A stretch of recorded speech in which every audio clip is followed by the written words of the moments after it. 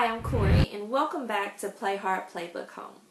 The purpose of this series is to follow me as I go through my own real home renovations to my 1950s home of about 3,400 square feet. We'll go through some of the highs and some of the lows, and I'm hopeful that by following through with this series, you're able to learn some things you should do when you're going through your renovations and some things you should certainly stay away from when you're going through your renovations. I'm a 10-year real estate veteran, and so I've seen a lot of renovations go really good and a lot go really bad, and a lot go seemingly good, and at the end of the day when it's time to flip the project or sell the home eventually, not everything went as perfectly as planned. So I'm hopeful that you're able to gain some insight as you go through your project by following along with mine. I try to keep this series as close as I can to my real life home renovation, so I'm always going to start this series off by giving a quick update on where everything stands for me. Right now we found some problems, which are a pretty common thing when it comes to renovations.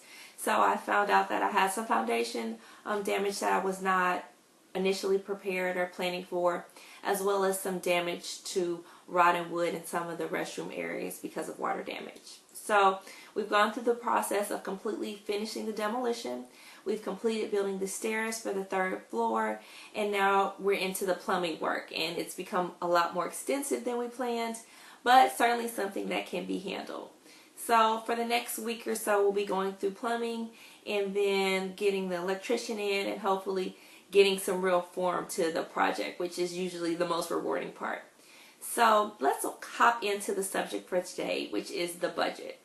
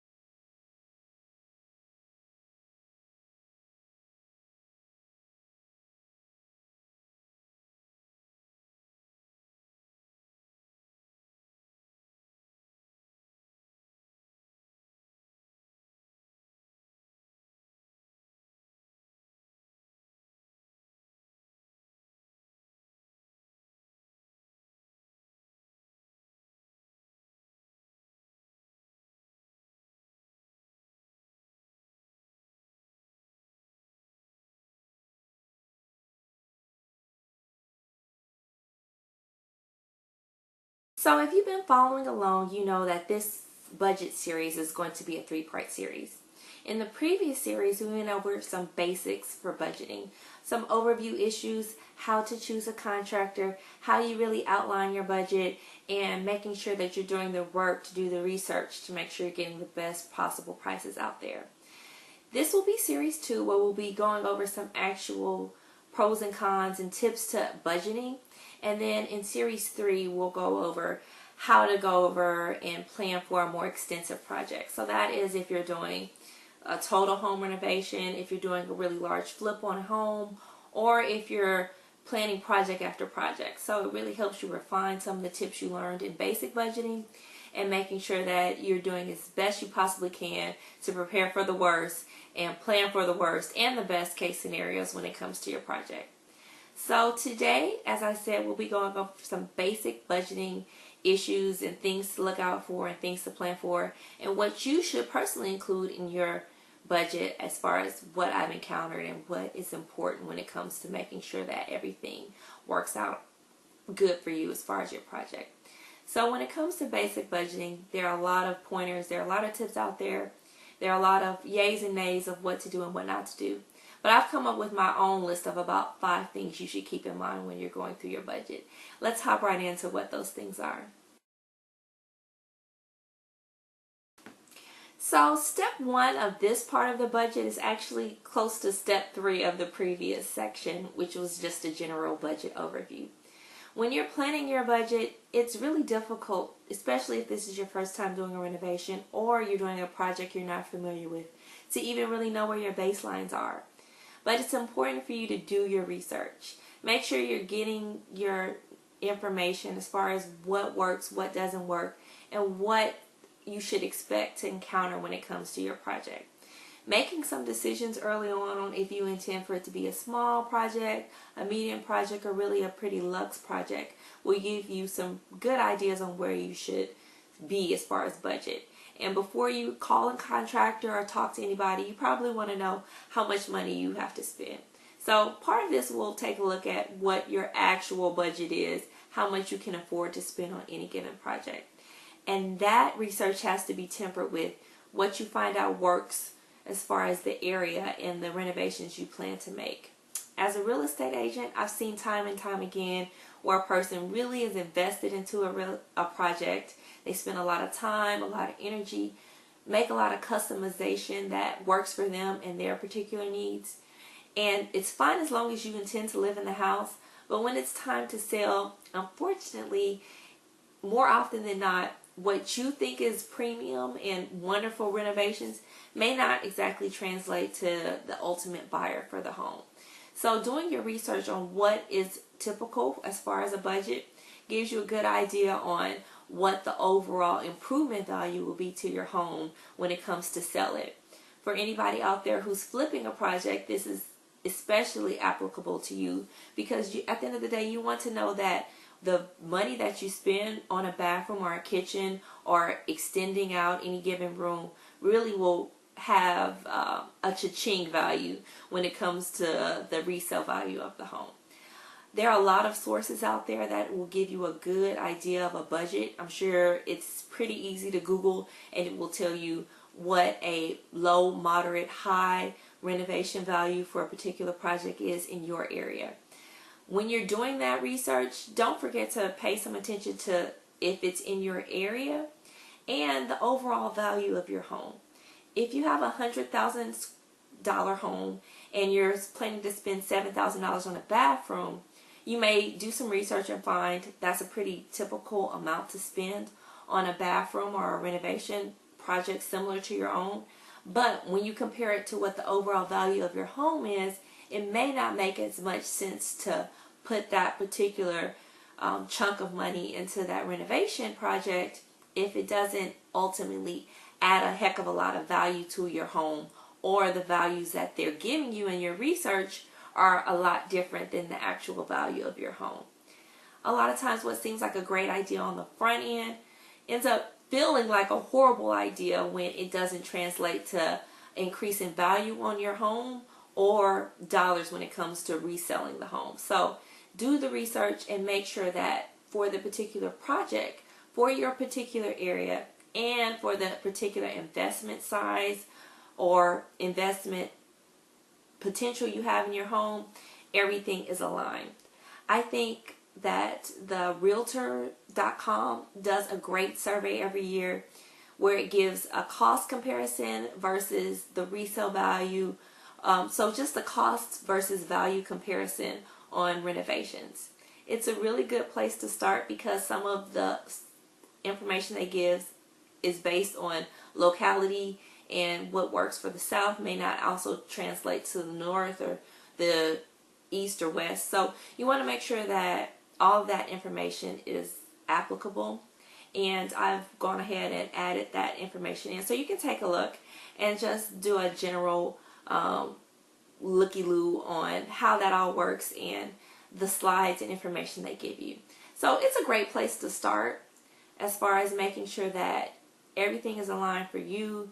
You're able to make sure that you have at least an idea of where you should start. If you're not in the process right now, but you're planning on it and you're saving, it gives you an idea of where you should plan to save and how much you can expect back, whether that's in an increase in value or ultimate resale value in your home. So starting with some basic research is really the best place to start. You'll have some overall guidelines as far as how much money you should expect to spend, and then you can go back in and say, well, a good faucet may be more important to me, or a good cabinetry may be important to me, and piecemeal add in some extra expenses that you feel like will add some particular value to your home. So again, step one, do your research. Pull an overall budget, whether it's from the internet or from someplace like realtors.com. Hopefully a reliable source, but someplace that gives you some real insight on why to make those improvements, and what overall value you can expect by doing those particular improvements. So again, step one, do some general research. Have a general guideline as far as how much you expect to spend on a budget, and start from there when you begin to work with your contractors and giving them some baselines on where you expect to be as far as a budget.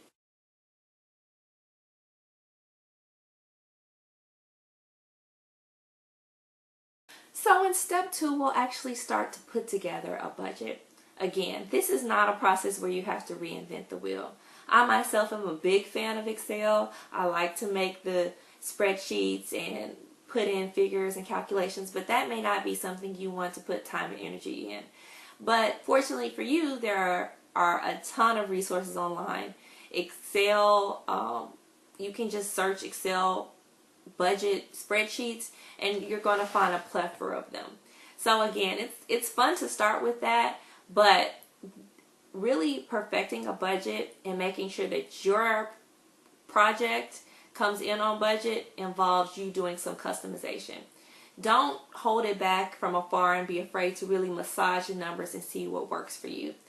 So I usually see what's out there for my particular budget, see if I can get an idea of things that I think are important, because getting a good amount of ideas is a really good way to make sure that you're covering all of your bases. Sometimes when you're sitting there thinking about what is important, it's hard to really capture everything that you will need. So don't be afraid to look and see what someone else has done, because in all likelihood it's been successful for someone, even if it won't be successful for your particular project. But you have to make sure that you jump right in. Put your feet in, put your hands in, put your nose into it. Do whatever you can to make sure that these figures are actually applicable to you. Maybe you're doing a kitchen renovation and you pull up a spreadsheet and it talks about cabinets and gives a general price, but you like your cabinets and you just want to refinish their doors. Don't be afraid to make it your own. If you want to start from scratch, we'll go over that in step 3, are just the basic columns that you should always make sure you're considering when doing a budget. But again, don't be afraid to refine someone else's budget and really make it applicable. This also comes into play when you're working with contractors. As I recommended in the last series, it's good to get 3 to 5 bids from any particular contractors, depending on the size of your project. But in doing that, it gives you a good opportunity to really compare apples to apples. If one contractor gives you a list that includes demo and some other things that aren't included on the other 2 contractors' prices, as far as refining your budget, it gives you a good opportunity to come in and list everything that all the contractors have given you when it comes to you doing your own personal budget and how much you expect to spend on the project. It also gives you some leverage if the items are itemized to really work with a contractor. You may like one contractor more than another, but the prices are a little off on different things. But if you really refine out all of the different elements of their bid, you're able to say, well, you came a little bit high in on the cabinets. What can we do on this particular area? In this way, you're not making a contractor feel like you're not willing to pay or you don't understand the value of their services, but that you understand it and you're knowledgeable about what the general prices are and willing to work with that contractor on how to make their bid really applicable for your particular project. If nothing else, that conversation gives you a lot of insight on the project, how the particular contractor came up with their bid, and how you can assist yourself in the long run on really understanding the cost of any particular item in your project. So don't be afraid to use those numbers and really lay them out so you are comparing apples to apples when working with your contractor. It's a really good part of getting multiple bids, helping you refine your own particular budgeting process. So step 2, again, working with some basic numbers of your budget.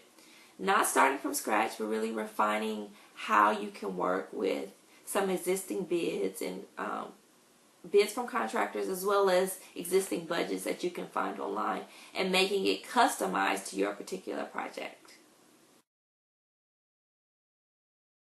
So the final step we'll talk about is really what columns are important when you're compiling a budget. For a lot of us, numbers aren't the thing. It's not something you want to spend a lot of time with, and if you can imagine how your own personal life budget looks, it's easy to see why compiling a budget for a renovation project that you may not be familiar with all of the terms or all of the necessary items for the project may be pretty difficult. But however you start it, there are some basic columns that any budget will need to give you an accurate picture of how things will turn out in the end. You always want to start your budget off with a column just for itemized things that you should include. You may want to separate out for materials and labor to give you some more details. But if nothing else, you want to say, for a kitchen, for instance, how much will the sink cost? How much will the countertop cost? How much is the flooring going to cost? How much is the cabinets going to cost? And then maybe your appliances. So that'll give you a basic outline on where things are. Again, you probably want to just indicate someplace in the top what your goal number will be, whether that's from your own personal budget or from some research you've done as far as improvement value or how much you will get in return for the project. So start off with your general baselines and then start adding in your itemized numbers to make sure that they're in line with what your overall plans or forecasted budget numbers will be. So you'll make a column, start adding in everything you think you'll need, and then you can backfill in the prices or the quantity later, either from your bids or from your own personal research. For me, I like to see how things all lay out, and so the second column for me is usually one that includes a quantity. So if I say I want knobs, I'm going to say, okay, first column knobs, second column quantity of knobs that I'll need, and then in the third column I'll add in the price per knob. So it makes it pretty easy to add in the fourth column, quantity times cost equals how much that total cost will be for a particular knob, a particular sink, or a particular cabinet. It really helps because things add up pretty quickly, and it can change drastically if you're thinking about refinishing a door or adding some cabinets and you count across the cabinets and say, I have 20 cabinets. You can quickly see how much of a price difference it will make for your overall budget if you choose $10 door resurfacing or $20 whole new doors that are solid wood. You can quickly see how much that impacts your budget, and then do some forecasting on what you want to splurge on and what you want to be really frugal on to make sure that your budget actually works. So for me, those are generally the first 5 columns. You'll have a total column as the 5th column. And then for me, what you can't ignore and what probably the most important part of your budget is what the actual numbers come in as. It's so easy to put in numbers and think of the ideal, put it up on the wall, and then forget about it. You really want to make sure your budget tracks how much you're actually spending. The good thing about renovation projects is that some things can usually come in under budget. The bad thing is that some things will always come in over budget. You really want to learn where's the give and take in that and plan for some things being over budget and some things being under budget. That also adds into another requirement as far as I'm concerned for your budget. Wherever you think your budgeting number is, you need to plan for some give and take. Things will always come up. For me personally, I mentioned the foundation work and the rotten wood that I found in some of the restrooms. And if I had not planned and given myself some leeway, I would be really up against the wall in doing some of the things that I've discovered I need.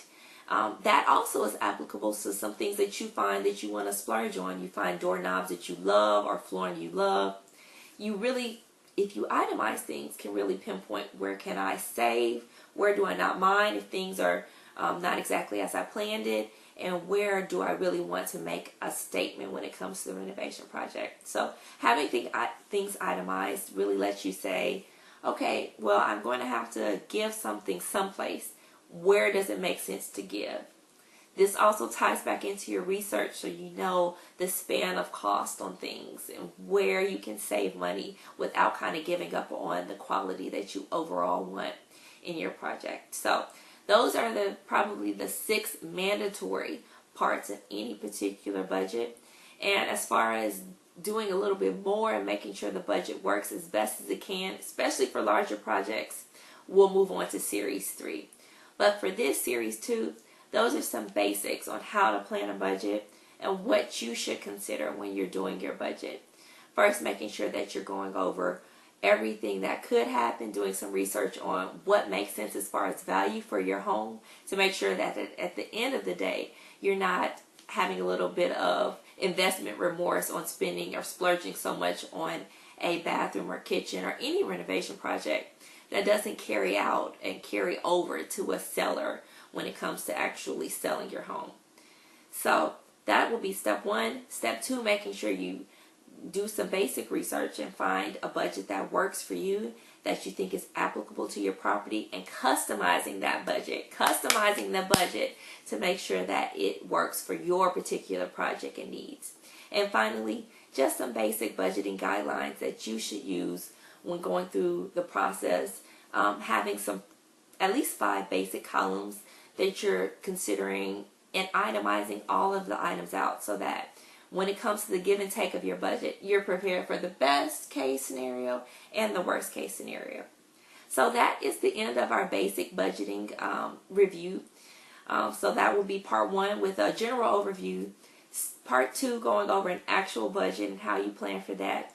And then we'll move on to part three, which will go over how you plan for a more detailed budget when you want to do some real cost comparisons for important items and really looking at value and see how you can add some columns in to give you an idea of how much money you have left over and where you can save and splurge. So we'll see you next time for part three of the budgeting series on Play Hard Playbook Home.